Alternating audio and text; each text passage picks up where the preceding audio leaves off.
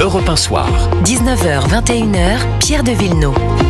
Avec pour cette deuxième heure, Raphaël Steinville. Bonsoir. Bonsoir Pierre. Directeur adjoint de la rédaction du Journal du Dimanche. Bonsoir Jean-Michel Salvatore. Bonsoir Pierre. Chroniqueur politique et communicant. Bonsoir Jean-Didier Berger. Bonsoir à tous. Invité politique d'Europe 1 Soir, député LR des Hauts-de-Seine. Est-ce que vous avez pris votre carte du Parti Socialiste ? Oh non, il n'en est pas question. Vous savez, les députés de la droite républicaine ont les idées claires. Nous avons préservé l'essentiel en ne votant pas cette motion de censure, en n'allant pas dans le sens de la France insoumise et du Rassemblement national, qui, une fois de plus, main dans la main, essaie de semer le chaos dans notre pays au détriment des Françaises et des Français. La dissolution, ça aurait été le chaos, Jean-Didier Berger, pardon. Jean-Didier Berger, excusez-moi, oui. Je savais que j'allais la faire, ça fait 3 jours que j'arrive pas à vous appeler Jean-Didier Berger, excusez-moi, c'est totalement ma faute. Ça va venir, vous inquiétez pas. Oui, ça va venir, j'espère. Oui, je pense que ça aurait été le chaos. Vous savez, c'est la signature de la France et sa crédibilité qui sont en jeu. Si demain les taux d'intérêt augmentent, qui va aller payer les traites des Français ? Qui va aller consoler ceux qui auront perdu leur emploi parce qu'il aura été supprimé ou parce qu'il n'aura pas été créé faute de visibilité pour les investisseurs ? Qui ira expliquer aux usagers des services publics qu'ils ont été amoindris ou fermés purement et simplement par les villes, les départements et les régions lorsque leur dette aura un poids beaucoup trop lourd à supporter. Ça n'est certainement pas ni les élus de la France insoumise, ni les élus du Rassemblement national, parce qu'aucun d'eux n'aura ce courage. Quand on regarde dans votre propre camp, on sait qu'il y a eu une visioconférence avec l'ensemble des protagonistes des LR le week-end dernier. Et vous avez dit lors de cette visio, parce que je suis assez renseigné, arrêtons de parler d'exigence, ouvrons-nous à toutes les concessions possibles pour éviter la dissolution, y compris celles qui font plaisir à la gauche. C'est la raison pour laquelle je vous ai demandé si vous aviez pris votre carte du PS. C'est pas pour l'histoire de la motion de censure. Vous savez, c'est très simple. Quand on dit qu'on fait une concession, c'est certainement pas une concession qui fait plaisir à celui qui l'a fait. Évidemment, quand on fait une concession, on se fait mal, et c'est justement pour ça qu'on ne change pas d'avis sur la question. Mais vous vous rendez compte, vos électeurs LR, Jean-Didier Berger, vous vous rendez compte ce qu'ils doivent penser de vous lorsque vous dites... Je sais ce qu'ils pensent de nous. Je sais ce qu'ils pensent de nous. 75% des électeurs LR... De vous individuellement, monsieur. Oui, bien sûr, mais je pense que 75% de nos électeurs, c'est le sondage ELAB BFM qui est paru hier, soutiennent les députés de la droite républicaine lorsqu'ils pensent qu'il vaut mieux éviter la censure dans l'intérêt du pays. Et moi, je pense que, vous savez, c'est très français, ça. Dans une négociation, lorsqu'il n'y a pas de majorité, d'habitude, on pense que celui qui cède, que celui qui fait un pas pour obtenir davantage de stabilité, que c'est celui qui perd, que c'est le loser.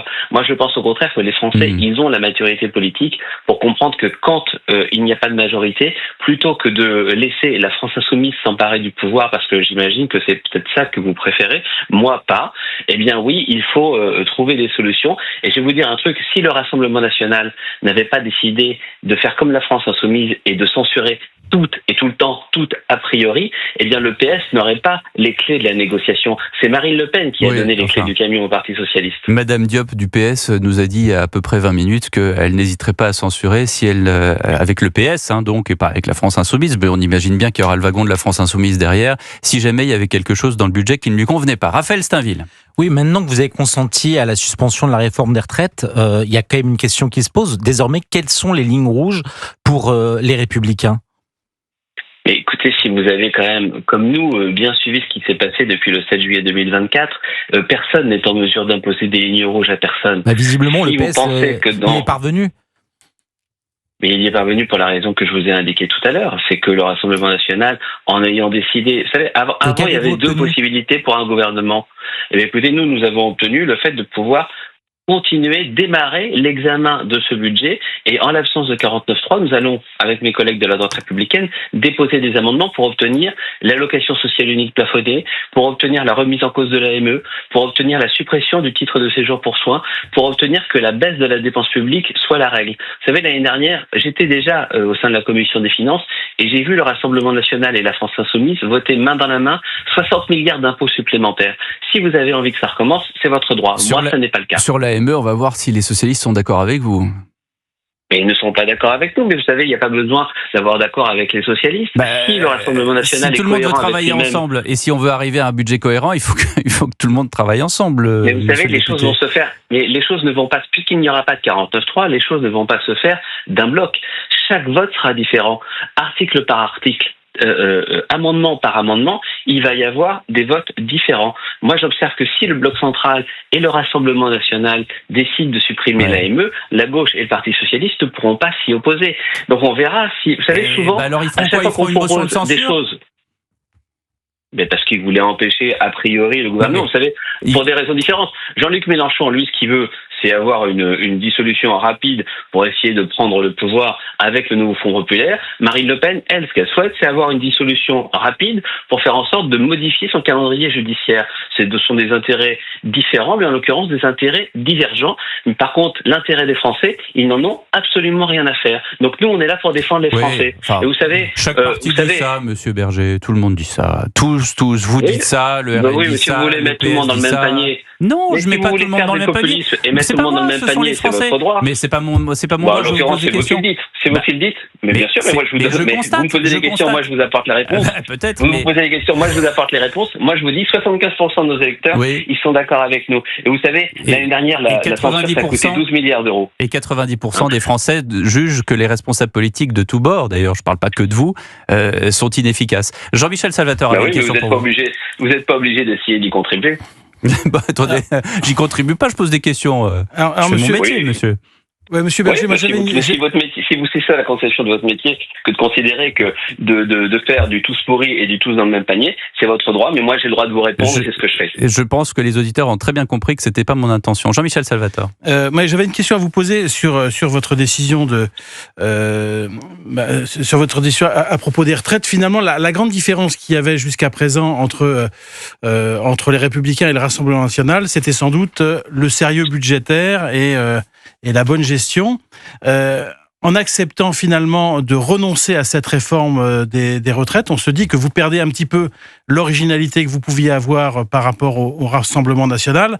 J'observe par exemple que les socialistes espagnols ont voté pour une retraite à 67 ans, alors que vous, chez les Républicains, vous vous rangez à la retraite à 62 ans. Est-ce que finalement cette décision...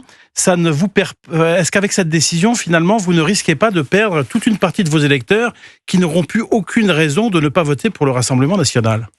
Écoutez, vous avez raison de poser la question. Ça me permet de vous dire la différence qu'il y a entre nous et les autres. Les autres sont pour l'abrogation de la réforme des retraites. Le Parti socialiste demande la suspension de la réforme des retraites. Mais c'est ce qui va se passer, cher monsieur. Avec cette solution. C'est ce qui va se passer. Avec cette solution. Attendez, vous me posez la question, laissez-moi au moins la possibilité de vous répondre. Nous ne sommes pas d'accord avec cette solution.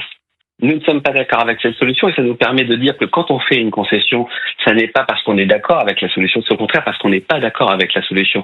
Ça nous permet au contraire de dire que lorsque nous reviendrons aux responsabilités, lorsque nous aurons une majorité, si les Français nous la donnent, nous pourrons, par exemple, indexer le nombre de trimestres sur l'espérance de vie. C'est une proposition que Valérie Pécresse avait faite et que je reprends à mon compte parce que je pense que c'est une solution qui nous permet de traiter les questions de pénibilité branche par branche, une solution qui nous permet de ne pas avoir à revenir sans arrêt et à remettre sans arrêt cette question des retraites sur le tapis.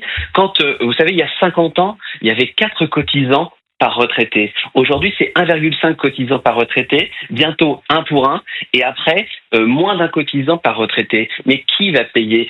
Qui va pouvoir assurer la soutenabilité de notre modèle social et du modèle des retraites en particulier. Donc non, nous n'avons pas changé d'avis, mais nous tenons compte de la situation politique et du vote des Français.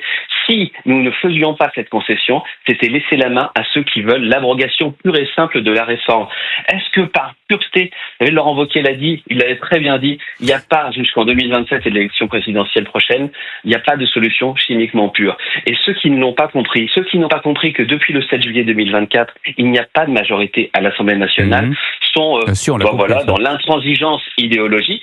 L'intransigeance idéologique, c'est facile. L'opposition stérile, c'est très confortable. Mais nous sommes aux responsabilités à l'Assemblée nationale. Nous avons le devoir de trouver des solutions concrètes pour les Françaises et les Français.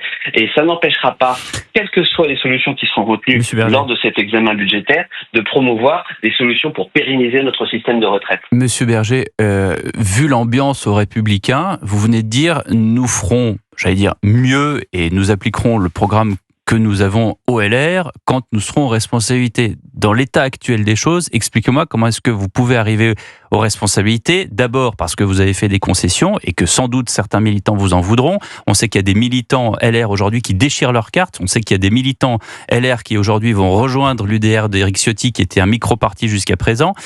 Comment, en l'état actuel des choses, et c'est une question ouverte sans jugement, monsieur Berger, comment est-ce que vous comptez revenir aux responsabilités ? Bien, je vais vous le dire, c'est très simple. Quand vous avez les électeurs qui sont des électeurs raisonnables et qui voient bien que confier les rênes du pouvoir aux extrêmes, à la France insoumise ou au Rassemblement national, eh bien, une fois que le macronisme est terminé parce que le président de la République ne peut pas se représenter, qui reste comme gens sérieux pour faire les choses dans notre pays? Qui reste comme grand parti de gouvernement pour faire des réformes de sérieux budgétaires? Mais les personnes qui s'inscrivent dans la politique de M. Macron, il y en a un en l'occurrence, c'est Édouard Philippe. Oui, mais moi je pense que les gens non plus sont déçus du macronisme et n'auront en aucun cas envie de se retourner vers ce type de solution.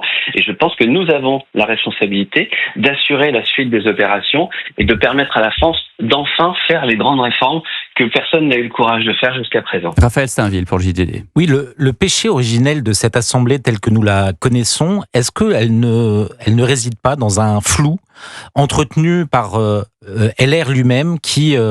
à la fois présenter une ligne indépendante du macronisme et indépendante d'Éric Ciotti, de l'alliance qu'il avait formée avec le Rassemblement national, alors même qu'un certain nombre de députés, et notamment vous, avaient bénéficié d'accords avec Renaissance pour ne pas avoir de candidat face à vous. Est-ce que finalement cette fusion du bloc central n'existait pas déjà dès 2024 ? Vous savez, moi, je suis très tranquille avec tout ça. Si je suis élu, c'est parce que j'étais le maire de Clamart et que j'étais donc le maire de la ville la plus importante de la circonscription. Quand j'ai été désigné, tout le monde voulait se présenter contre moi. Il y avait des candidats macronistes qui voulaient se présenter contre moi. Le Modem était furieux. Le Modem était furieux parce que c'était le Modem qui, précédemment, avait la circonscription. Et le parti Les Républicains avait même menacé de m'exclure. Donc, c'est pas parce qu'il y a eu des accords et que les autres auraient bien aimé qu'il y en ait que j'ai été élu. J'ai été élu parce que j'ai pris mes responsabilités. Et si demain il y a des candidats contre moi, je leur souhaite bonne chance. Moi, je me bats pour les Françaises et les Français. Je prends mes responsabilités parce que j'avais pas envie qu'il y ait des candidats du NFP et de la France insoumise. Si je m'étais pas présenté, c'était un candidat du NFP qui gagnait. Et moi, je vois bien, à travers notamment le vote de la censure d'aujourd'hui, que ça se joue à quelques voix près. Et je vous ferai remarquer que s'il n'y avait pas eu des gens comme moi, eh bien, nous aurions, depuis 15 mois, nous aurions la gauche au pouvoir. Nous aurions la gauche aux responsabilités. Nous aurions la France insoumise avec des ministres aux responsabilités. Et moi, je fais en sorte que cela n'arrive pas. C'était un risque s'il y avait eu une dissolution, là, en l'occurrence, dans votre circonscription ?